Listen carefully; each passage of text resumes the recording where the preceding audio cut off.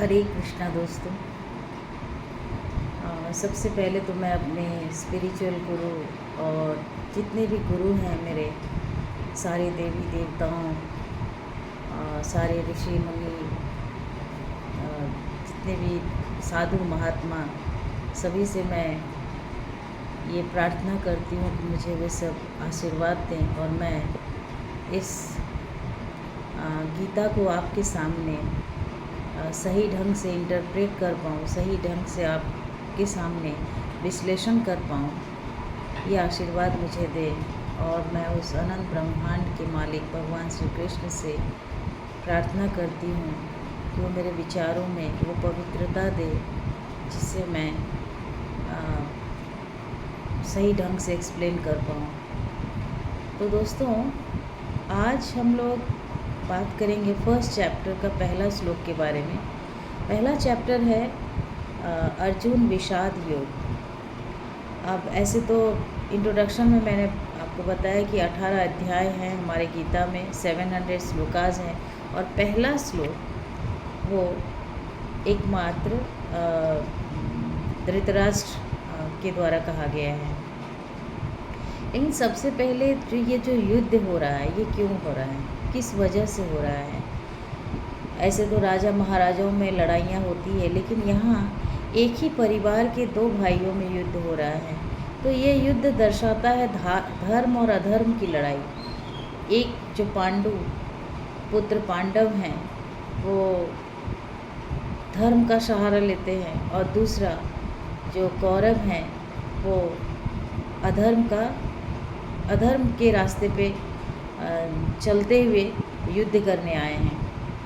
अब दुर्योधन के पास 11 अक्षाणी सेना है और पांडवों के पास 7 अक्षाणी सेना है। अब ये दो सेना आपस में युद्ध भूमि में लड़ने के लिए तैयार हैं, क्योंकि ये जो कुरुक्षेत्र है इसको धर्म क्षेत्र भी कहा जा रहा है। क्योंकि ये जो लड़ाई है ये धर्म की लड़ाई है। क्योंकि पांडवों ने ऐसा नहीं कि टॉलरेट नहीं किया, बहुत टॉलरेट किया।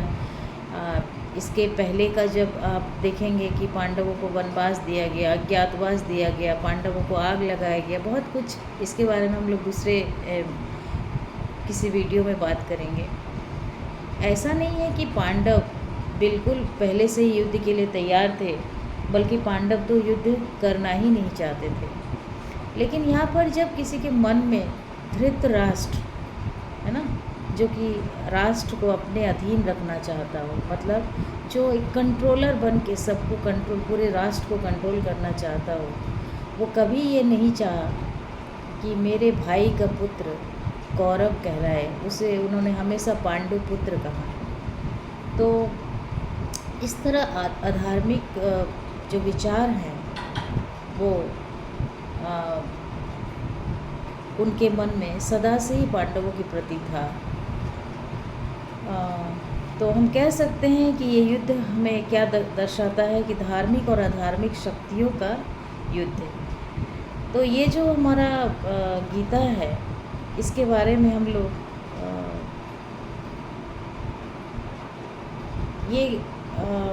ये जो गीता है ये हमें शांति का मार्ग दर्शाती है या अशांति का रास्ता दिखाती है। ये भी एक बड़ा क्वेश्चन है। क्योंकि जहाँ भगवान खड़े हों वहाँ तो लड़ाई नहीं होनी चाहिए, लेकिन भगवान हमें ये शिक्षा देते हैं इस महाभारत के माध्यम से कि अगर आपके साथ अन्याय हो रहा हो तो आप कब तक सहन करें। ऐसा नहीं कि वो सहन करने मना करते हैं, लेकिन सहन करने का भी एक लिमिट है। अगर कोई लिमिट से बाहर हो रहा है तो चाहे वो गुरु ही क्यों ना हो, चाहे वो माता पिता क्यों ना हो, चाहे वो भाई क्यों ना हो, सगा संबंधी क्यों ना हो, आपको लड़ने के लिए, धर्म की रक्षा हेतु लड़ने के लिए आपको तैयार होना चाहिए। इसीलिए जब शांति के सारे मार्ग बंद हो गए तो युधिष्ठिर के पास कोई चारा नहीं रहा और वह युद्ध करने के लिए रेडी हुए। जब युद्ध शुरू होने वाला था तो अर्जुन भगवान कृष्ण से प्रश्न पूछते हैं और उस अवस्था में भगवत गीता को कहा गया तो भगवान के द्वारा गाया हुआ गीत, भगवान कब इस गीत को गाए, जब अर्जुन पेशो पेश में थे। जब अर्जुन ये देख रहे हैं कि अरे ये तो यही द्रोणाचार्य हैं जिन्होंने मुझे शिक्षा दी है, ये तो वही भीष्म पितामह हैं जिनकी गोद में मैं बड़ा हुआ हूँ, ये तो वही मेरे भाई हैं जिनके बीच मैं खेला हूँ, और वो बिल्कुल ही इमोशनल हो जाता है। और तब भगवान जो है उस समय भगवत गीता के ज्ञान द्वारा अर्जुन को सही रास्ते पर लाते हैं। और क्योंकि उस अवस्था में भगवत गीता का वर्णन करना भगवान के लिए आवश्यक हो गया, क्योंकि अर्जुन क्विट करना चाहता था। अर्जुन चाहता था कि नहीं, मुझे युद्ध नहीं करना है, क्या करना इस युद्ध करके जब मेरे अपने ही नहीं रहेंगे। तो चूँकि ये युद्ध आसुरिक प्रवृत्ति को ख़त्म करने का युद्ध था, तो भगवान इस समय इस गीता को कहे। तो अभी हम लोग क्या भगवत गीता क्यों पढ़ना चाहिए, इसका महत्व क्यों है, क्योंकि पहले क्या होता था, पहले के समय में सतयुग में जो देव और राक्षस, ये दो अलग अलग योनि के लोग अलग अलग प्लैनेट में रहते थे। त्रेता युग में एक ही प्लैनेट पे आ गए, लेकिन अलग अलग रहते थे। द्वापर में क्या हुआ कि आसुरिक और दैविक प्रवृत्ति के लोग एक ही परिवार में आ गए। और कली में क्या हुआ कि कली में एक ही मनुष्य के अंदर आसुरिक प्रवृत्ति भी है और दैविक प्रवृत्ति भी है। इन दोनों प्रवृत्तियों से हम लोग किसी भी युग में या किसी भी समय वंचित नहीं है। आप जब अपने मन को देखेंगे तो आपके मन में ये दोनों विचार आते हैं। अब आपके ऊपर है कि इस आसुरिक प्रवृत्ति को हम लोग कैसे ख़त्म करें।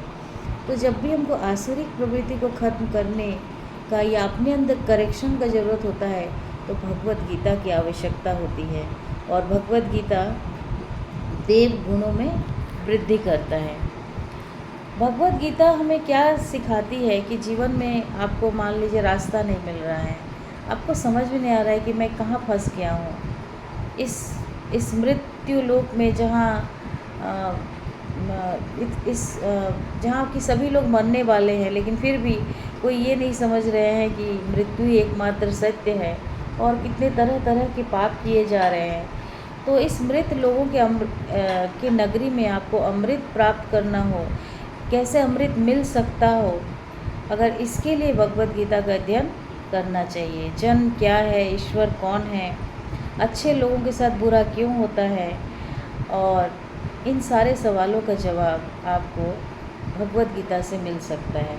तो इसीलिए आज से 5000 साल पहले जब कोई भी धर्म नहीं था, तो उस समय इसका वर्णन हुआ है। क्योंकि आज से 5000 साल पहले ना ही ईसाई थे, ना ही मुस्लिम थे, ना ही और कोई थे। उस समय वर्णाश्रम की व्यवस्था थी, जहाँ लोग वर्णों के आधार पर जीवन जीते थे।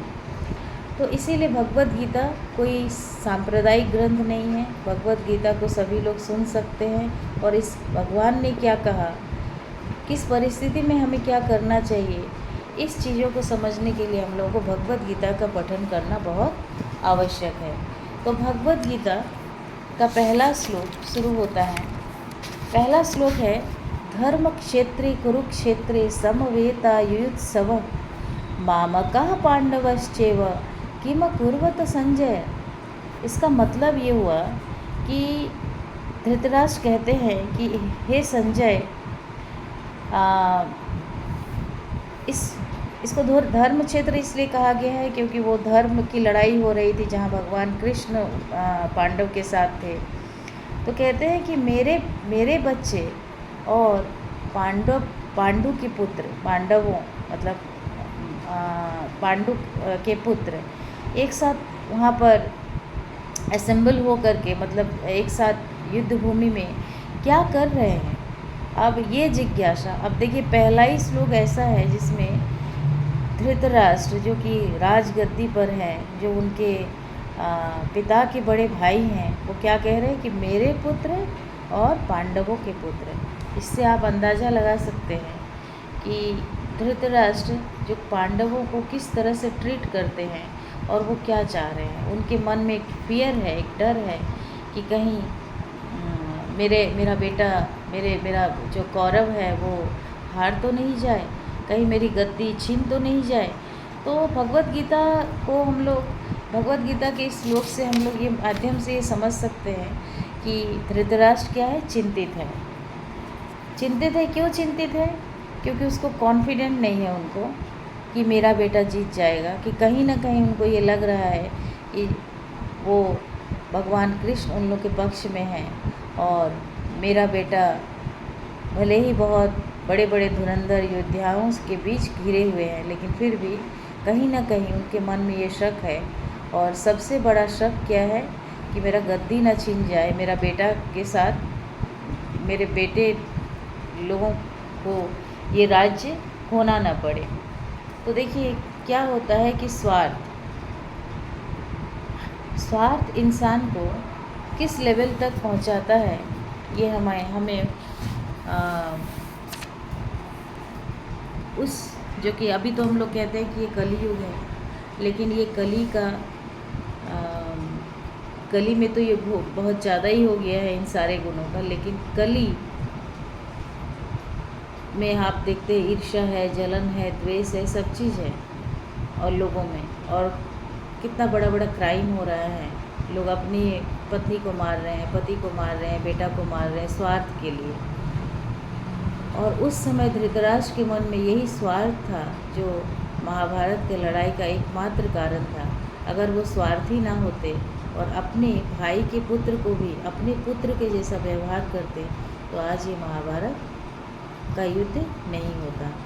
तो दोस्तों आज इतना ही, आज ये पहला श्लोक और हम लोग फिर दूसरे श्लोक की चर्चा करेंगे। हरे कृष्णा। उम्मीद है आपको ये भगवत गीता के बारे में मैंने जो भी कहा आपको पसंद आया होगा। तो ज़रूर सुनिए और अपने जीवन में आत्मसात करिए। हरे कृष्णा।